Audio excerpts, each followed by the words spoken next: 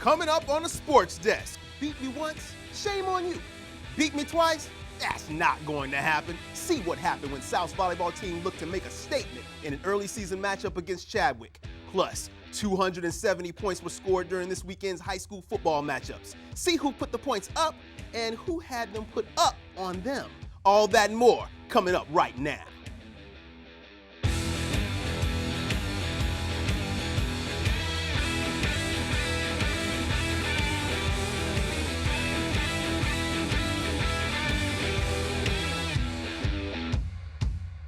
Welcome to the Sports Desk. I am your host, Byron Newsome. Not only can you catch me here, you can catch me on Instagram and Twitter as well. That's at Byron Newsome TV. Send me your pictures, your videos. Let me know what's going on, and I will get you on the Sports Desk.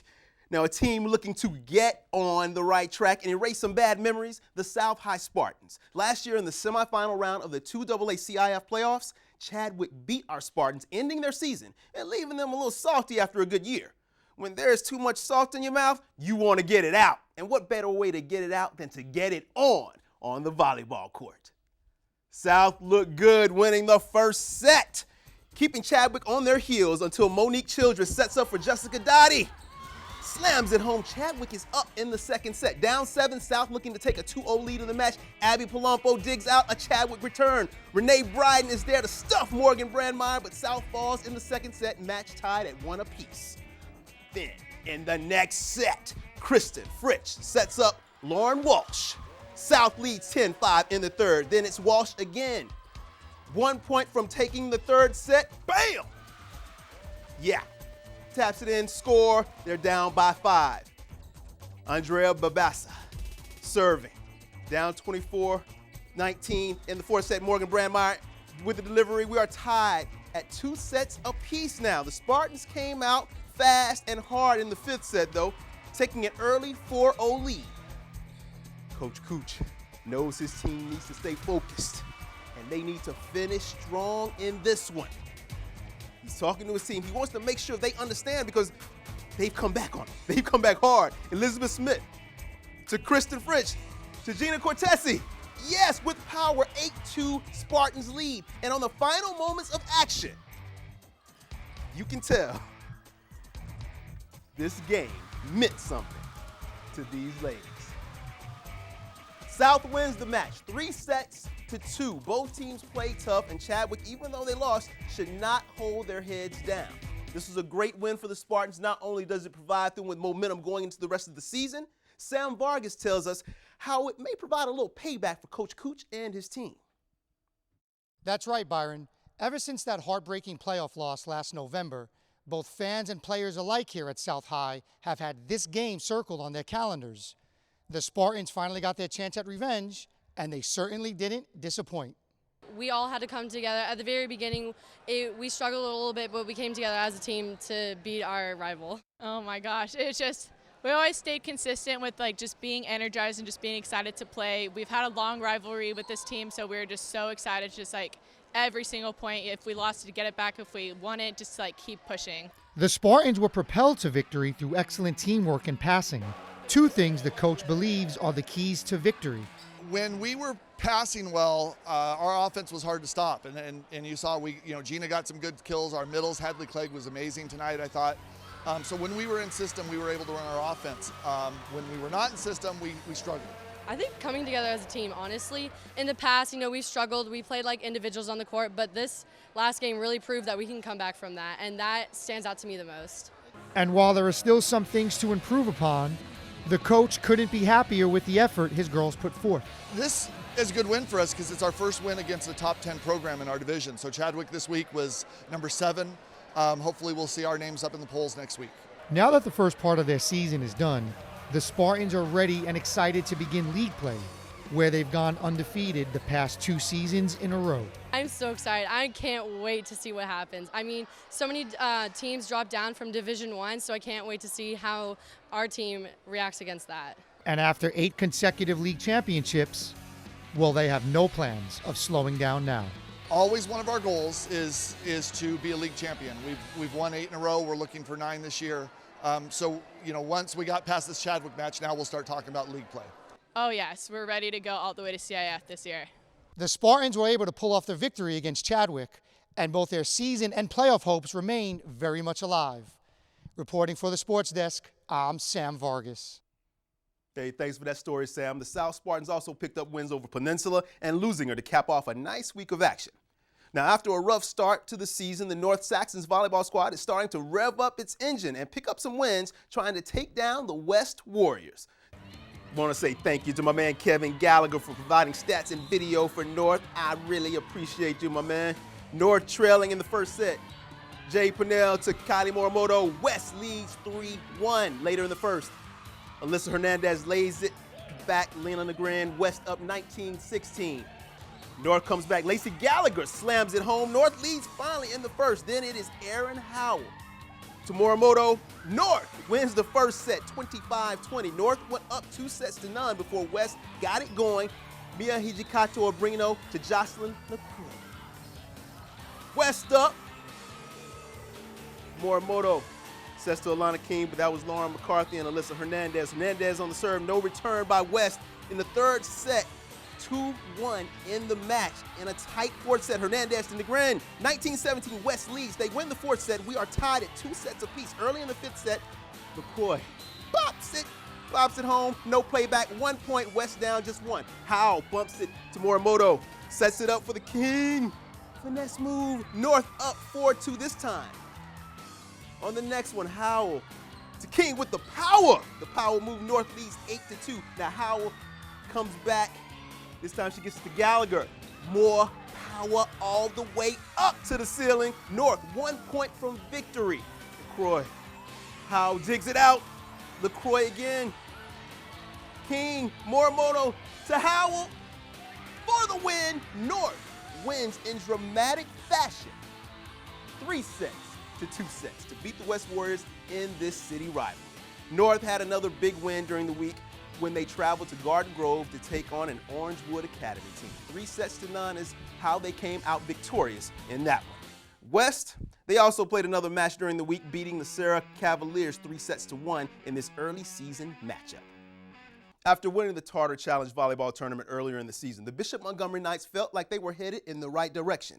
And as Anna Dominguez reports, Coach Featherstone expects her girls to keep going in that direction as they head into the meat of their schedule. Bishop Montgomery is ready for their first league match against St. Paul.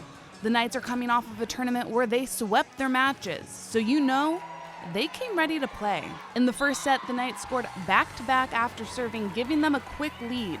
And then it was senior Sydney Hall and London Williams with the block, and the Knights took the first set. And to the second, where the Knights didn't quite look like themselves. St. Paul scoring after that rally with the fans firing them up. St. Paul with the serve and Jillian Miranda diving for the save, but comes up short. St. Paul takes the second. Coach Featherstone took a crucial timeout, letting their team know to get back out there and play us. Was uncharacteristic of us. We just kind of were making some silly errors here and there, and so just kind of telling them, hey, this isn't us, and get back out there. Let's continue to just play us. And that is exactly what they did. The third set was a turning point for the Knights as they took a strong lead. St. Paul giving it their all, but no stopping the Knights from scoring. Defense was key, and once again, it was senior Sydney Hall who came up big with the block, helping her team take the third. That momentum continued for the Knights into the fourth as they got their first league win against St. Paul. The Knights are hoping to continue this momentum, and something else they're hoping for is a deep run into the playoffs. With their move to Division III, that pathway should be a lot easier. With Torrance CitiCABLE, I'm Anna Dominguez. Nice way to start out league play for Bishop Montgomery. They also beat the Torrance Tartars during the week, making it 9 victories in a row for the Lady Knights. Torrance, on the other hand, had a few other tough losses during the stretch, losing to El Segundo 3-2 and Vista Mar 3-1. Coming up next on the Sports Desk, after losing on the road last week, West and North are looking to bounce back into the win column as they return in front of home fans. Plus, the Elko Warriors have not lost a game in their new stadium. Can they pick up a dub against undefeated Saddleback? Find out when the Sports Desk returns. My favorite thing about music is it's reliable. It's always there.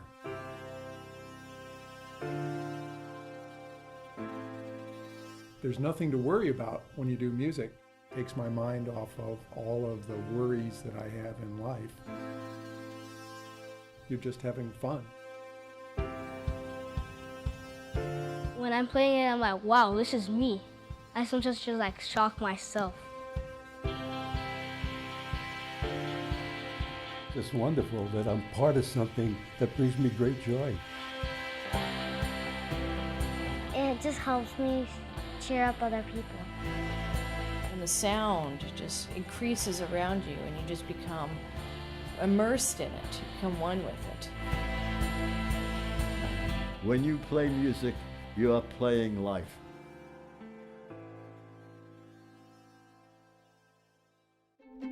My poetry is about viewing the world as I saw it as a young man, and down through the ages I continued to write verse.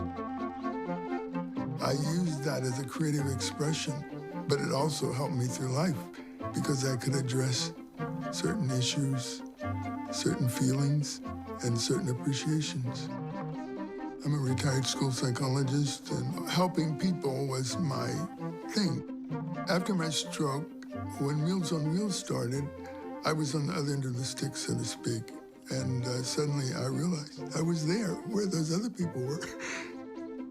My name is Julius Gaines, creative writer, poet, photographer.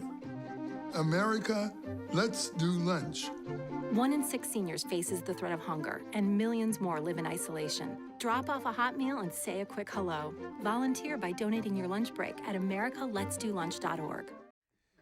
We are back. Make sure you catch me on Instagram and Twitter. That's at Byron Newsome TV. Find out what's happening. Let me know what's happening, and we can make it happen right here on the Sports Desk.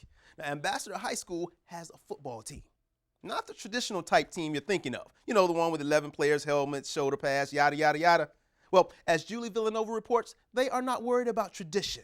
Just like the school itself, they're starting something new and making tradition something they can call their own.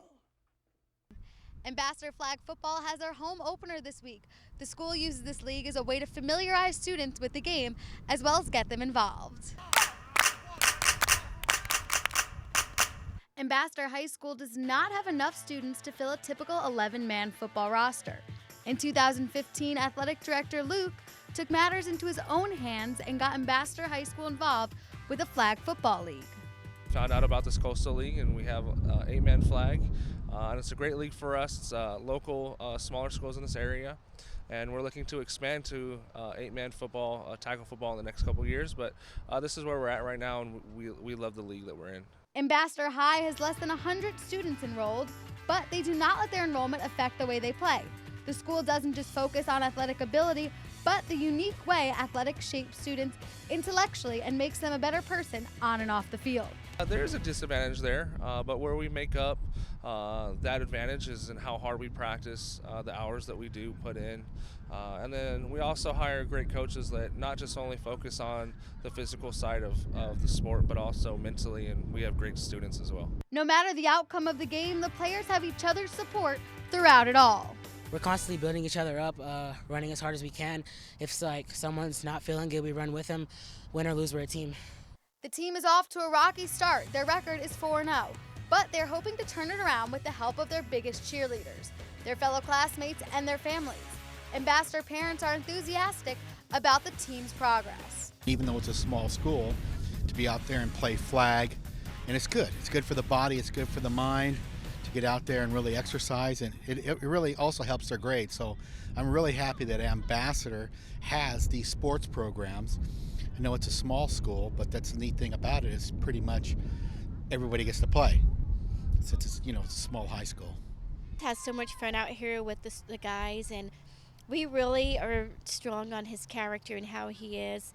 And team together just helps them get to know each other and study together, and I just think it builds great camaraderie. It's a great thing for them.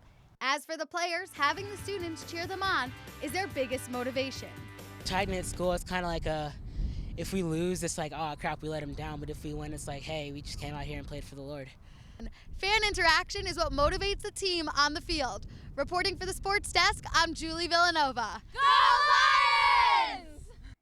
Thanks for that story, Julie. It's always important to show support for your school. But Mr. Duperon has started something special, and I think the student body is buying in. Now, one day, the Ambassador Lions will be suiting up against teams like the North High Saxons. After taking a road loss to Culver City, North comes home to face the Morningside Monarchs. The Saxons have a commanding lead in the first quarter, and then the second quarter, and in the third, 35-13 they led when Malik Welch takes it deep into Morningside territory. First down, Saxons. What looks like a busted play turns into a scramble and a foot race, and then a touchdown. Yes, Glenn Searcy, the quarterback. This is one of his 4 rushing touchdowns on the night. 42-13, North leads in the third quarter after a short kickoff. Rayvon Patterson, now watch this, pitches to Patrick June, who almost, look at this. I just thought this was so interesting. He almost takes it to the house, but Braden Diocampo knocks him out. Sebastian Mattelli, they ain't doing anything with the ball. Sebastian Mattelli then with the pressure. Jacob Gerardo and Matthew Seats with the stop. Then from providing pressure on the D to making catches on the O side. Sebastian Mattelli to the 39-yard line. Couple plays later, Glenn Searcy rifles the ball deep downfield to the soft hands of Jevin Grayson. Almost 6. Oh, they say he didn't score. He was mad, I was mad too. Takes it inside the 1-yard line. Next play, Glenn Searcy sneaks it in behind his lineman. PAT, after the PAT, North leads 49-13. Angelo Gutierrez caps off another drive as North wins big at home, 56-13. Searcy led the Saxons with 4 rushing touchdowns and 2 in the air, while Malik Welch ran the opening kickoff back 96 yards to start the game off right for North High as they win big in this one more game at home before they hit the road for 3 of their final 4 contests. Now, the West Warriors were at home as they faced off against Mira Costa. Team that has, they were missing their starting quarterback. Mira Costa's quarterback got hurt last week. Would they be able to pressure the new quarterback and make him make mistakes? Not on this night. West trailed 28-0 in the second quarter. Coach Greg Holt and his Warriors are struggling. Even after losing all CIF Southern Section quarterback David Arredondo for the season, the Mira Costa Mustangs still had a little gallop left. Reed Vibre to Jordan Lacey. Cucarona knocks him out at the 1-yard line. They scored 35-0 in the second quarter. West offense goes fast up to the line. They hike it fast, and they lose it even faster. Fumble on the snap, Mustang ball. West was without starting quarterback Drake Peabody, who suffered a hamstring injury, and the Warriors lost to Redondo last week. The final score was Mira Costa 35, West 7.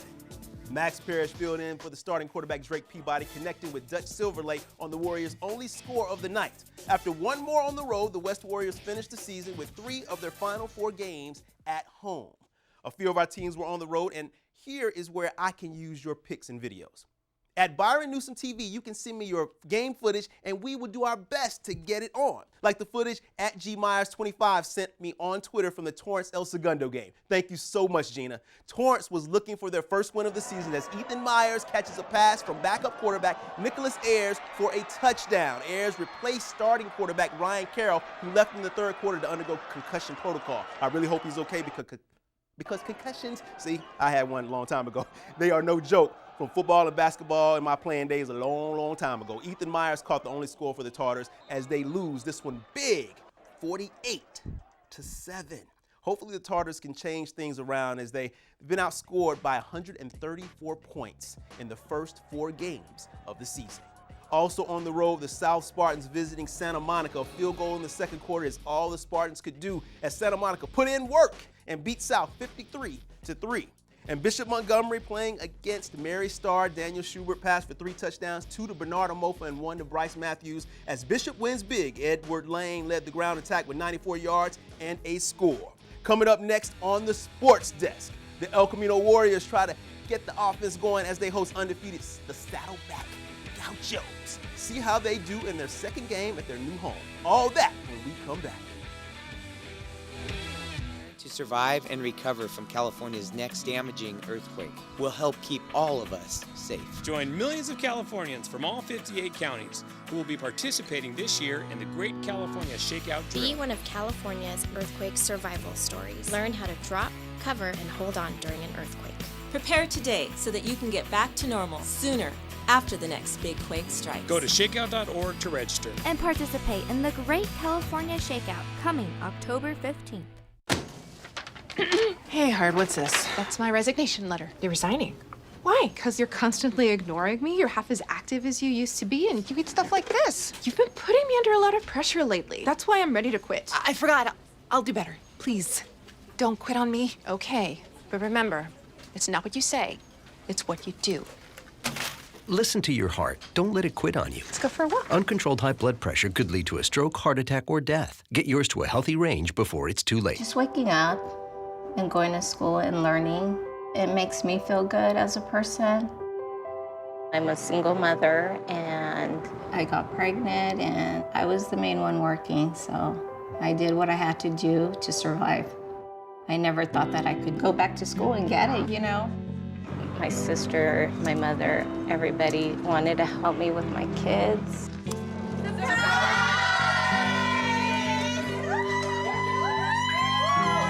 I could not have gotten my diploma without my family. You're winning today. We're so very proud of you and love you so much. Yeah, it's hard, but don't be afraid. Keep on going and keep on trying. You can do anything you want. Find free adult education classes near you at finishyourdiploma.org. Welcome back. Make sure you catch what happens behind the scenes of your favorite sports show. Just go on Twitter and Instagram. That's at Byron Newsome TV. Find out what's going on with us and let me know what's going on with you. Send me your videos and pics from your games and I'll get you on the sports desk. Now, this year, the El Camino Warriors have a good team. They average over 400 yards a game on offense, but they are giving up 441 yards on the defense. Hoping not to do that against the undefeated Saddleback team, El Camino is back at home facing the Gauchos. 4th and 1. Play action. Jacob Gibson finds DeAndre Moore for 34 yards. First down at the 13-yard line. Next play, Jacob Gibson fakes to Edward Vander and finds C.J. Harris, who breaks the tackle and takes it into the end zone. Saddleback leads this game 7-0 early. Warriors' first snap of the game. David Seals and Jonell Jackson, a little bump on the ball. On the play action, causes a fumble. Saddleback recovers with great field position. First down, Saddleback at Elko's 12-yard line. First play of the possession, hands off to Remy Wasserback. He makes a man miss, follows his blockers. After a 2-point conversion, Saddleback leads 15-0 early in the first, trailing 31-0 in the second quarter. Xavier Lofton steps up on the D, tapping the ball, fumble! LeBron Michael scoops up the fumble, rumble, young man, rumble, down to the Saddleback 19-yard line. 3 plays later, David Seals on the quarterback keeper to the corner of the end zone.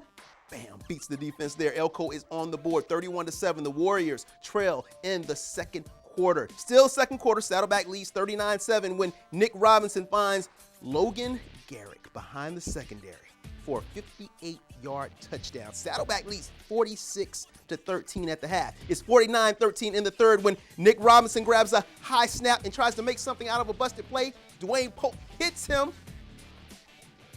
right there, and Earl Barnes causes a fumble. Nathaniel Vaughn recovers. First down, Elko. Then from the 4-yard line, it is Donovan Davis.